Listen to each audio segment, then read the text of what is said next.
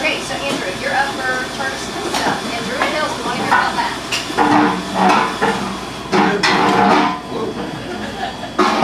Good morning, everyone. Andrew Lewis. I'm the Executive Vice President for Georgia Charter Schools Association. And was thinking on the ride over, how would I convey some of the thoughts and how it relates to y'all here in the Brookhaven area. But I wanted to give y'all some context, so I'm going to start very broad and very quickly bring it down to a DeKalb County, Brookhaven level. Around the United States, there are 46 states in the United States that have charter school laws, serving approximately 3,000 schools, almost 6 million students.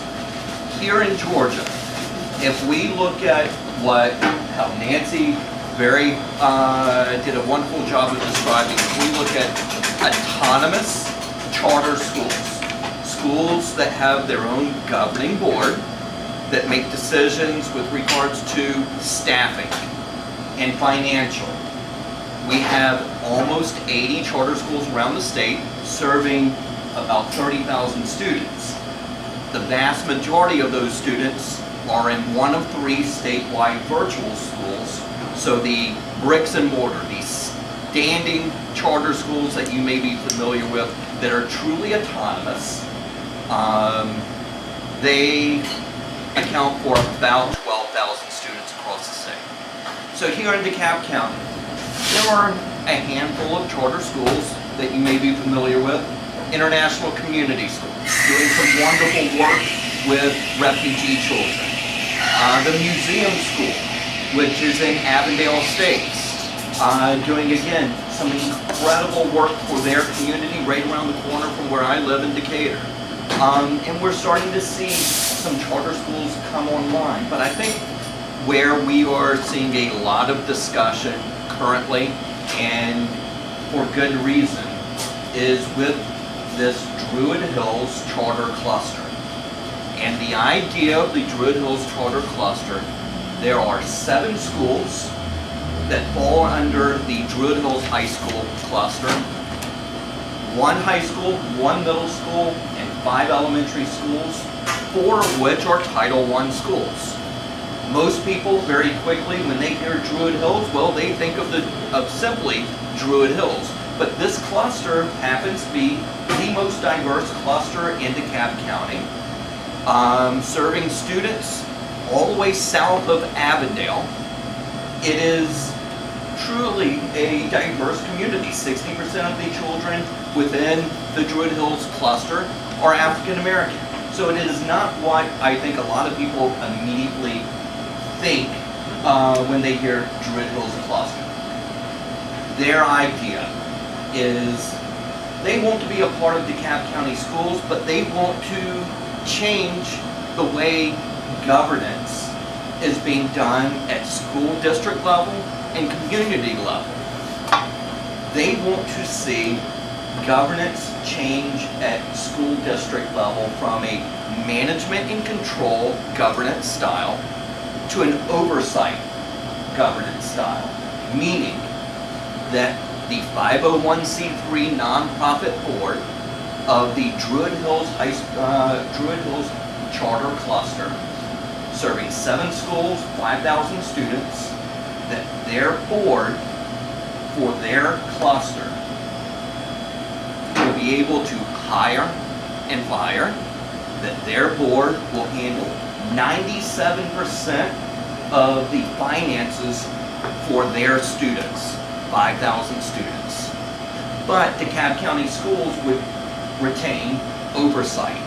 If the cluster is not living up to its obligation, that it runs the risk of DeKalb County Schools saying, I'm sorry, but this is not living up to your contract, and we are going to close down this cluster, and the schools would revert back to traditional public schools. But there is a great deal of pushback, and there is a lot of misunderstanding. The pushback is coming from one organization in particular, And I make mention of this because this is where your voices need to be heard. There is a teachers organization in DeKalb County that is pushing back. And in my opinion, the pushback from this teachers organization is not coming from teachers, but from an organization that is seeking relevance and an organization that is fearful of losing members. It is not about children. It is not about community. It is not about changing the environment of public education as we know today.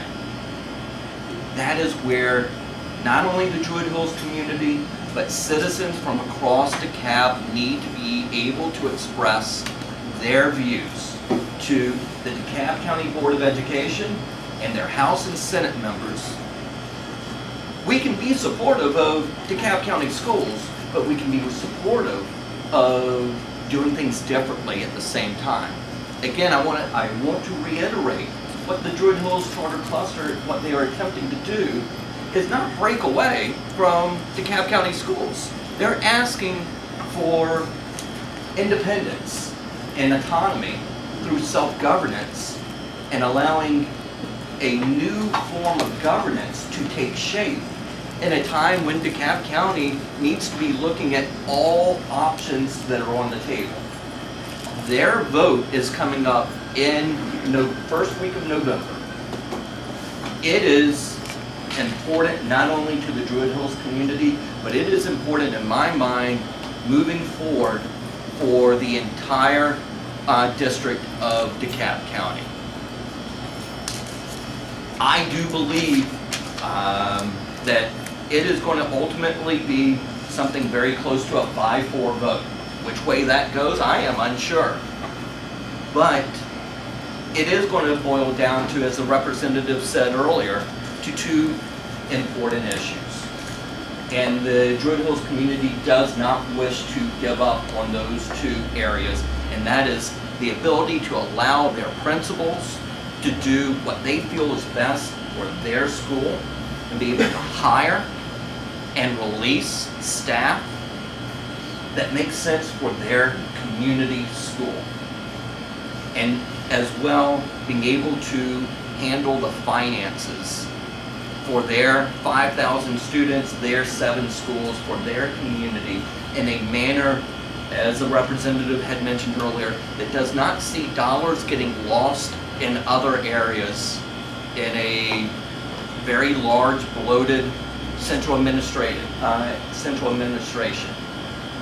They feel that they can do better with the dollars that are being provided to their district or their cluster if they had the ability to be able to say, we want to account for these dollars.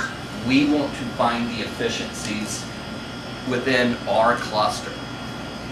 This one is going to be very, very important, in my mind, not only for DeKalb County, but moving forward for the state of Georgia. And I have talked with educational leaders across the nation. This is unique across the nation. I am really keeping my fingers crossed that the Druid Hills community stands firm on their areas of what makes for strong, independent, self-governing cluster, and that they do not give up those views as the school board comes back to them and attempts to negotiate. I hope that they stand firm, because I do believe this has the opportunity not only to help communities here, but also to help communities in South DeKalb. If the DeKalb County Board of Education suddenly becomes an oversight body for the Druid Hills cluster, they do have additional resources to be able to focus in other areas of need. So I am placing this on your radar screen. I do believe community members from all across DeKalb need to express their opinion. The Board of Ed needs to hear that this is a good idea for DeKalb to get back to where the district once was, and that was a district that was highly regarded as one of the top performing school districts in the state. And I am confident they can get there, but it's also going to mean making some very tough decisions and allowing innovative practices to take hold. So I'm going to stop there, and if there are questions, I guess at the end, I'm happy to answer. And will you just touch briefly on Tapestry real quick? Please let us know Certainly what happened will. there. A very, very unique school called Tapestry Charter School. As a very, very quick side note, it got started as a side conversation between myself and a friend waiting on our children in Sunday school. So it means a lot to me. The idea is here is a school that wants to serve students under the broad autism spectrum. They want to serve a student population that they feel DeKalb County Schools serves these students very well at the elementary school level. But starting in middle school and then going on to high school, that's where these students fall through the cracks. And that they feel that they can provide an environment that students that under the broad autism spectrum and just everyday students within DeKalb County and provide a nurturing environment. At first, when it came before the board just 2 weeks ago, it was an action item for approval. It was quickly taken off as an action item, and suddenly all the misnomers of chartering started to come into the conversation. And it took another 2 weeks of answering very simple questions to more complex questions about the school and chartering in general, getting clarification from the state, getting clarification from within communities before it was finally approved.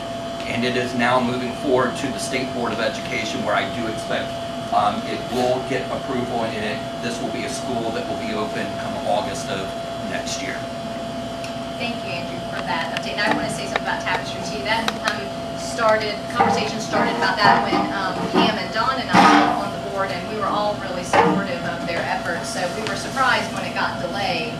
And one of the things that was interesting to me during the meeting where they tabled it, well, no, actually the meeting where they ended up passing it, y'all had answered questions, the group had answered questions, but it was clear to me that